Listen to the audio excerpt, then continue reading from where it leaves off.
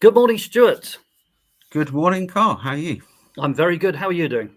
Yeah, not too bad. It's been a bit of a stressful So week, but we, it's been good. I think okay. You've got a little bit of delay on your line, so I'll have to pause. And I think we've agreed this is going to be a landside-free zone today, and we're going to move straight past all that stuff, and we're going to be talking about the AI session we had this week, which I think was one of the best we've had, one of the most interesting we've had. Um, Due to the participants and the subject matter being really so topical for today. Then we're going to go on and talk about the customer session we've got running on Tuesday, and we're going to be talking about the changing expectations of customers. Part of that is going to be what's happening cost of living wise and all that sort of thing, but also we'll be talking about the effects of AI and technology and how customers expect more from large organizations, I think. Does that work for you? Sounds good. Okay, so the AI discussion. What are your key sort of thoughts? It was our first proper debate on AI, and I guess the first session is always going to be a bit of a level setter. What was very pleasing is A, it was very well attended, and B, almost everyone there, without question, had some level of hands-on experience, which actually surprised me. I thought there would be a few people who knew a bit about it but hadn't really gone anywhere.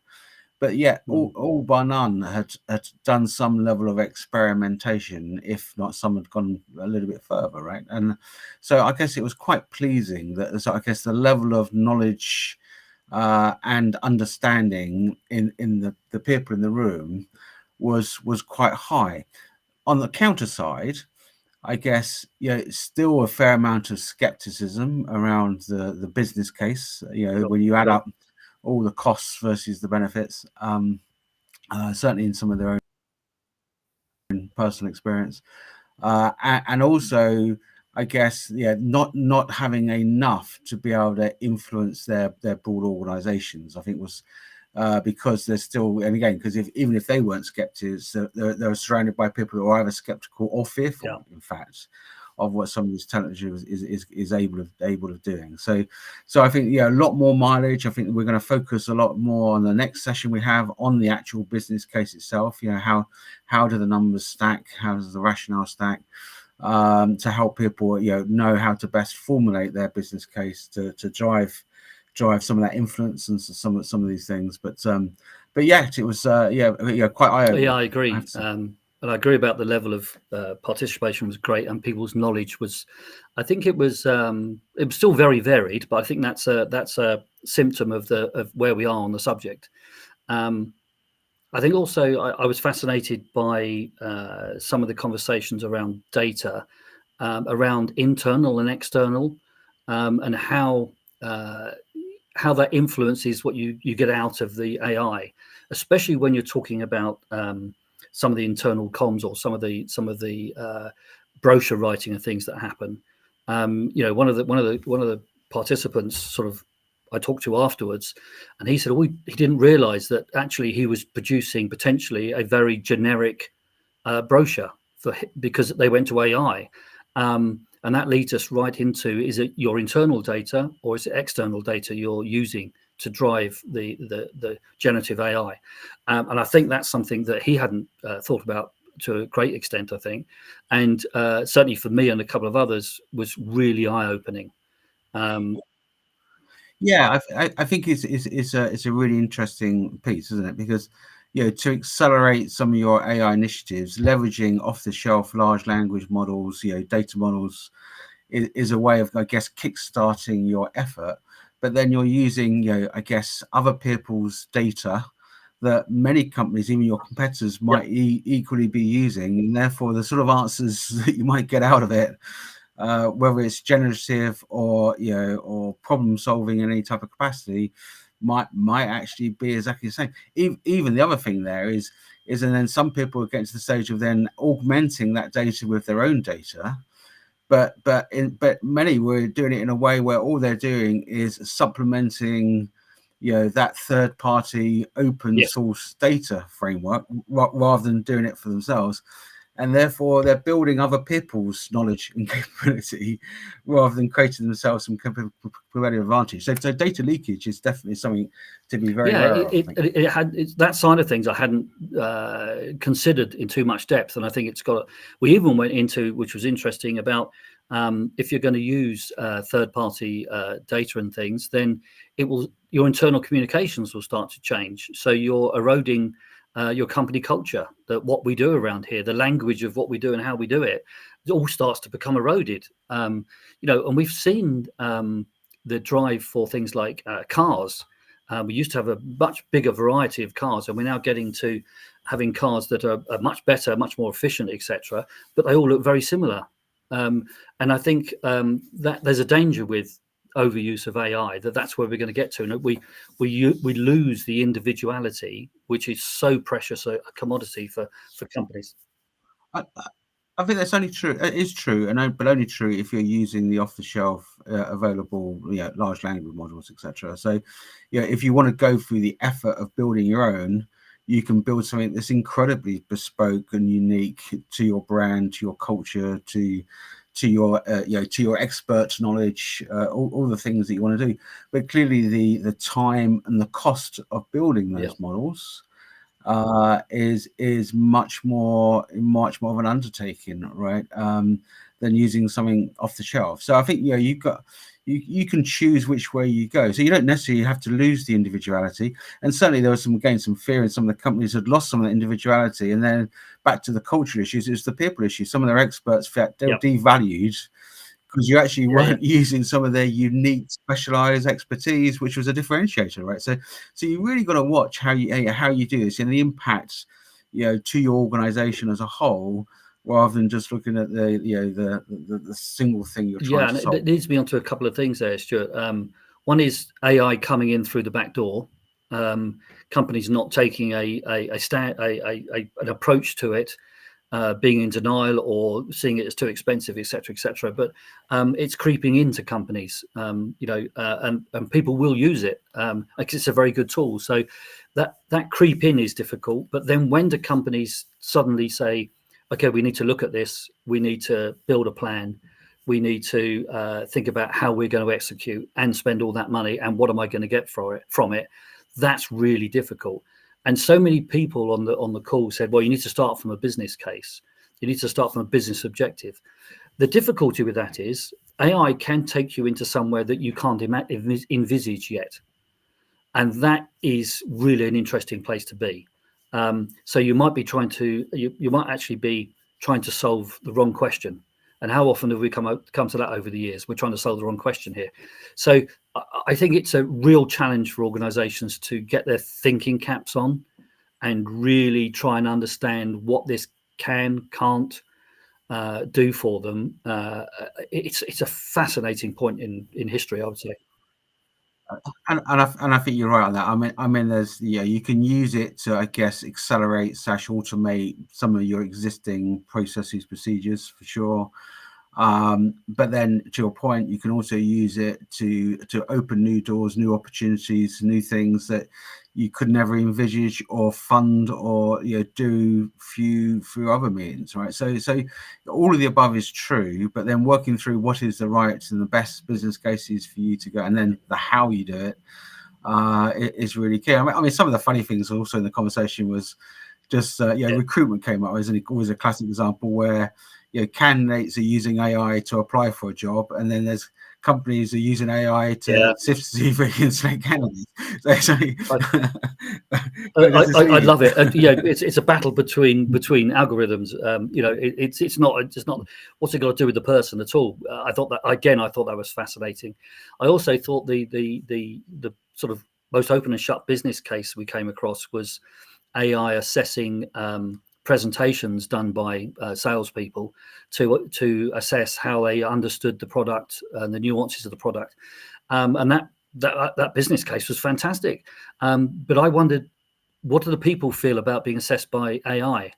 I didn't ask that question. I wish I had. It's very unlike me not to ask a question that's in my mind. But so all those things are interesting. We also came across the inevitable situation that's around safety. which is about safety and responsibility and accountability. And that's a really big question. I'm glad it came to the table. It's a really big one. We see it in electric, automated cars, and all those sort of things. And it's one that again, people are going to have to grapple with. Oh, I agree. I mean, the ethics and morals that go around that, and the legalities can be staggering, right? But my personal view is that a lot of the AI isn't a sort of a one and done. It's a journey, right? You have to continually enhance the models. You have to continually validate the accuracy of the models. And if you're doing AI the right way, and you can prove, without doubt that the accuracy of the AI is better than a human, then in theory, well, by definition, it will produce safer outcomes than using the human, right? But that's only true. Again, you have to take accountability for the model then, and the AI and the data, instead of taking accountability for the human action, right? And you have to continually update and validate and test your models to make sure it remains accurate, right? But a lot of people will shy away from those big things, I think, for potentially the wrong reasons. Again, it's fear or lack of the unknown and all those sorts of things. And certainly some of this stuff takes high investment. It doesn't just happen automatically. And it raises interesting concerns around this safety. Who takes responsibility could change. So in effect, the person running the data is the one that's taking responsibility for lives, not the person who would normally make those decisions. And if you don't change the responsibility when you change how it works, then you're in trouble, because the person that's usually used all his knowledge and instinct, if you're suddenly saying you take responsibility, but you have to do what the computer says, that is not going to work, is it? The responsibility has to shift to the design and the data and everything else that provides the answer. And I think perhaps that's, people haven't thought these things through, that shift has to take place. And also we touched a little bit on the regulators. And again, I think those conversations need to be had. And I'm sure, to be honest, the regulators want to have those conversations. It's always a dance between regulators and the companies they're regulating. But I think somehow that conversation has to happen to allow this. Otherwise, we're going to end up in a false situation where the regulatory responsibility lies in with somebody who doesn't know how the decision's been made. And interestingly, that is my personal experience. Having worked in financial services, obviously highly regulated, the regulator was actually interestingly quite open and up for AI and all these capabilities. They certainly weren't negative or anti it, but as always, the regulator wanted to make sure the relevant controls, and risk decisions were being put in place. They wanted to make sure the data was well governed, the processes associated with well governed, the models were well governed, the tests and validations of the outputs were being governed. And if you demonstrate your models and that governance and risk management process, they were very open to using AI. They're not anti it at all. So I think people say the regulators in the way, actually, but I think regulation is generally in the way, because I think the regulation doesn't change fast enough for some of the use of the technology. But actually, regulators generally are quite. Yeah, I think you're right there. I think it's a speed issue. And I do agree. If my background in engineering, when you started getting safety issues taken over by mechanical devices, instead of a sign saying "Don't put your hand in the guillotine," there was a bar that pushed people away so they couldn't put their hand in the guillotine. Of course, the regulator was much happier. So I think you're absolutely right on that. But there's a speed issue. There's a knowledge issue. And I think we're coming back round to lack of knowledge. You said at the start you were surprised how much knowledge people had, and I agree with you, but it's nowhere near enough. That's the question. There is a lot of knowledge, and as we all know, a little knowledge is a dangerous thing. And I'm certainly seeing companies worrying about AI being adopted without them knowing. A lot of the call centers and things, there were hints at people going to AI rather than going to their own knowledge system, and that sort of stuff. So it's going to be this whole knowledge and this whole wisdom around it, understanding around it. We were talking about it we quite often compare things to the journey we all went through with customer experience, when customer experience was a new thing, and how the adoption, and certainly with lots of other things we can talk about. But with AI, I don't think there's an intuitive commitment that it's the right thing to do. Customer, employee, all those things, we know it's the right thing to do. Safety, we know it's the right thing to do. A lot of putting processes in place in companies, we know it's the right thing to do. With AI, I'm not sure there's that instinctive the real belief that this is the right thing to do. I think that's a healthy level of skepticism, and I think it's well deserved. I think the technology is still relatively in its infancy, and therefore people should be skeptical. But I think there's a difference between skeptical and putting your head in the sand, isn't there? Right. You know, if you're putting your head in the sand, then I think you ought to be concerned and worried and watch out, right? I think you've got to invest your time and energy to understand this stuff better, dispel the ignorance and learn, what it can and can't do for your business in the right way. Because again, this isn't a technology project. This is a whole business type project. Everyone has to be involved, multiple stakeholders. And you have to treat it as a business project, not a techie project, and therefore, I think you can't just let some sort of skunk works in your tech team do something. That's not how this is ever going to produce the right output, right? You have to invest as a senior leadership team. You have to invest real time and energy to really understand this. And I think that's the crux of the educational issue, because you need to make sure all your senior decision makers really understand the art of this technology and what it's going to do for you. Yeah. There's a couple of things that you raised there. One is education, and that came into the conversation as well. And I know some people working in the academic environment, and they're actually quite optimistic. The forward-looking ones, again, are optimistic that AI is freeing people up to actually do the thinking, not just get your passes by being able to write reams and reams of good stuff. So that's interesting. The other one is that's come to us in the conversation and afterwards is there's a generational difference here again as well, where I think it's easier for people of a younger generation to just get or fall in with AI tools. And I think it was very prevalent in our conversation. There were a few people a bit younger than us, and one of them was using every single AI tool that they could, and were very comfortable and easy with it. Other people on the call were wanting to use them. I could put myself in that category, wanting to use them, but having to be more consciously inquisitive to get to understand what it's about. Does that make sense?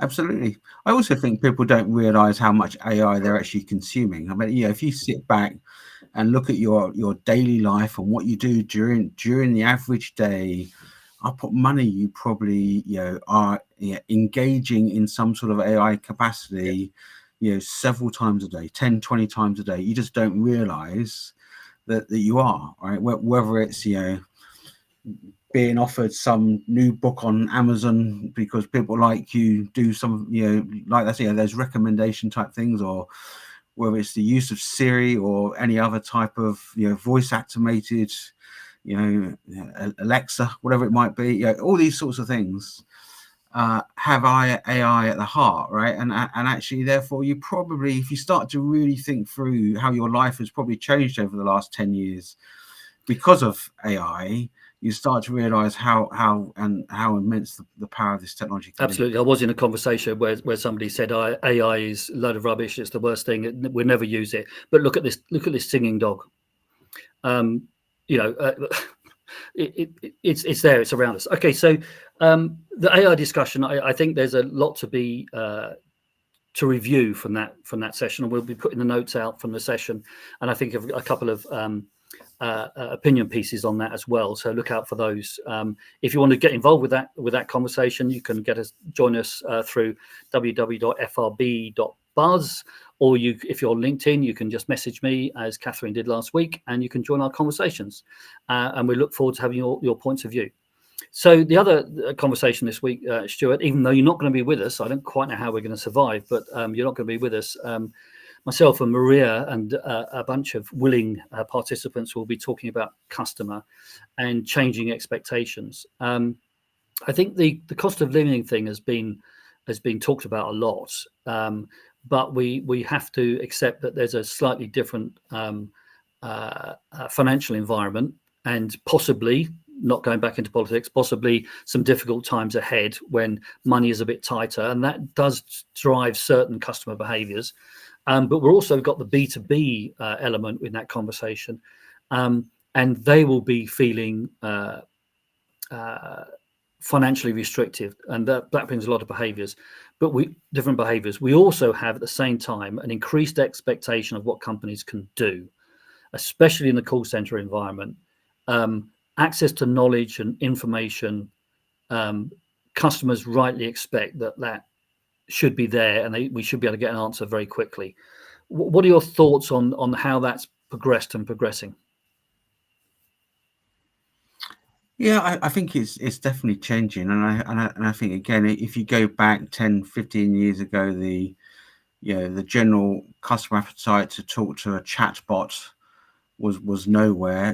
There was obviously the 10% that wanted the new technology and really favoured it, but then there was the 90% that really wanted to talk to a human being.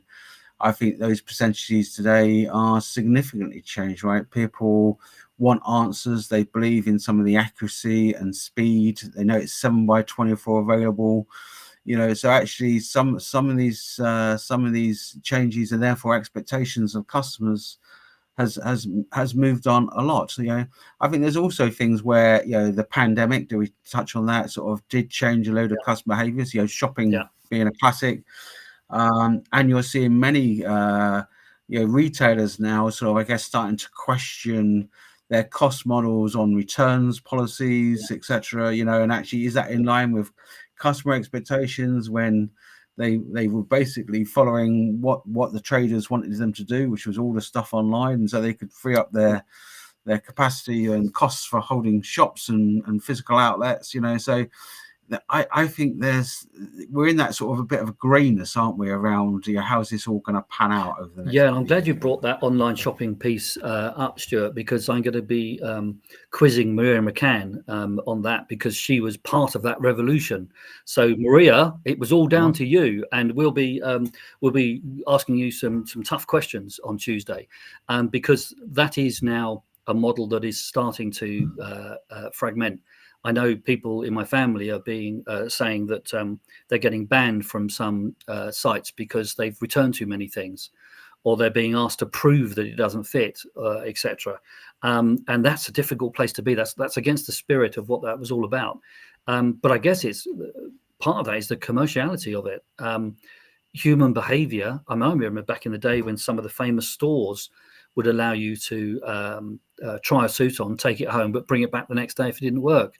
And there was a great temptation, of course, to borrow the suit and use it overnight and then bring it back in the morning. Not that I ever did it, but I did hear people do that. It's a fascinating. Customers, people's behaviours are what they are, and people will abuse things even if they don't think they are. So it will be an interesting discussion around how it's changing. I don't know if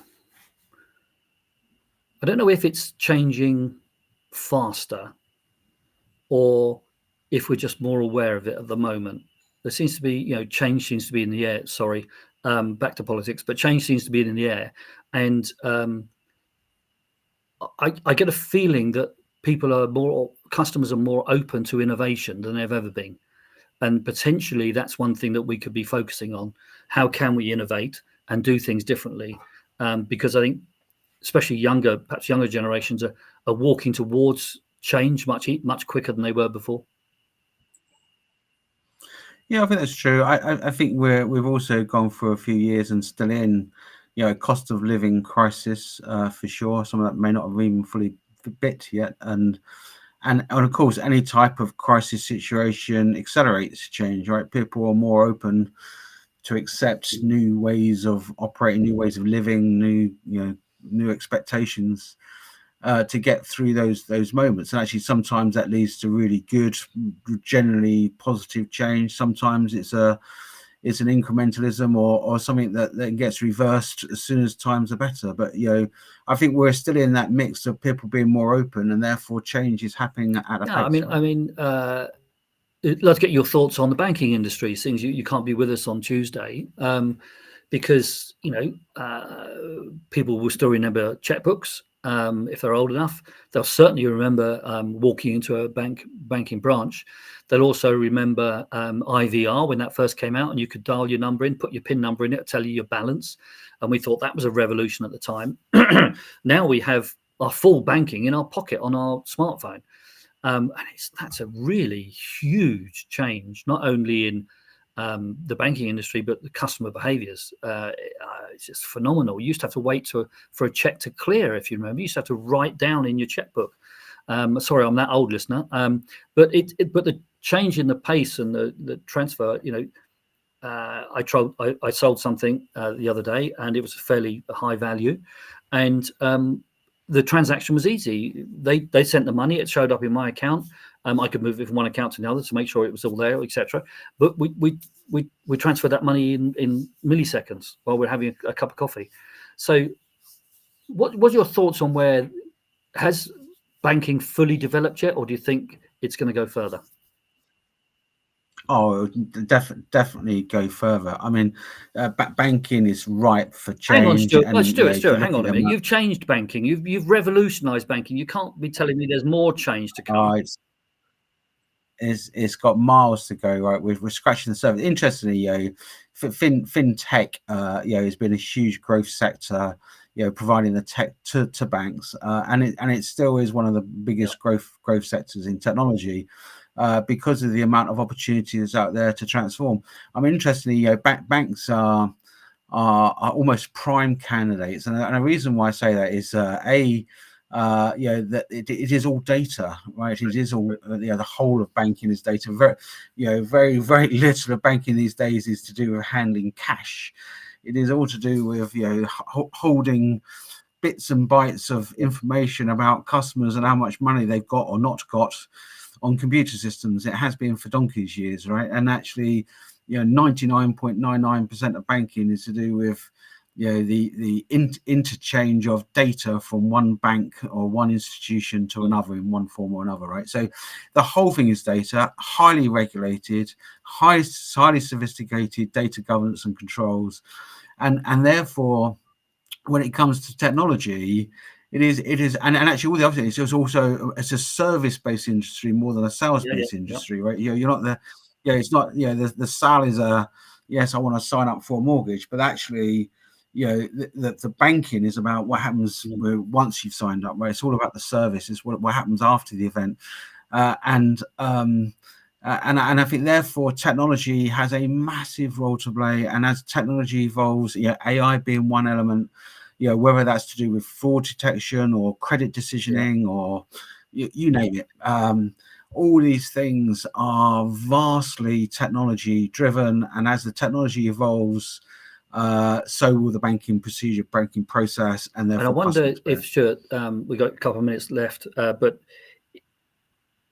if you want, following the money is always a good thing to do. Okay, we learn it of every detective movie we see. The data follows the money, and the money follows the data. So banks are actually sitting on masses of data on people's preferences. I don't know if we're going to be able to cross that Rubicon where customers can have their data and they can start making decisions based on that data, or if banks can provide that. And that's a regulatory nightmare. All the regulators are now throwing themselves out the window as I speak. But as you say, there is the possibilities there, huge possibilities for insight that we can't get at the moment. Some banks already provision that sort of information, what next best Yeah. actions and spend characteristics and spend patterns, etc.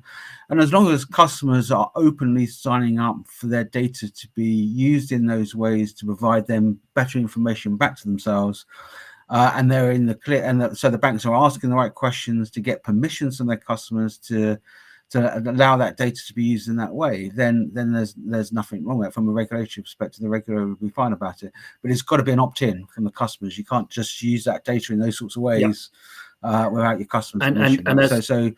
And again, then some customers don't want that because they don't want to share their data, and that's cool. If that's where they want to be, that's absolutely fine. But customers who do will start to benefit from how the banks can use intelligence to drive better decisions, so you basically get more from your money, whether you spend less or save more or whatever it might be, that they can use that intelligence to drive better it'll be okay. So we come back to an ending place of trust again, because trust is right at the cornerstone of this.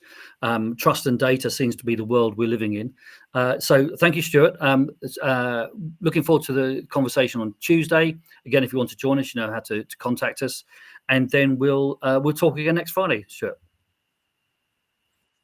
Okay, have a good weekend, everybody, and speak to you next week.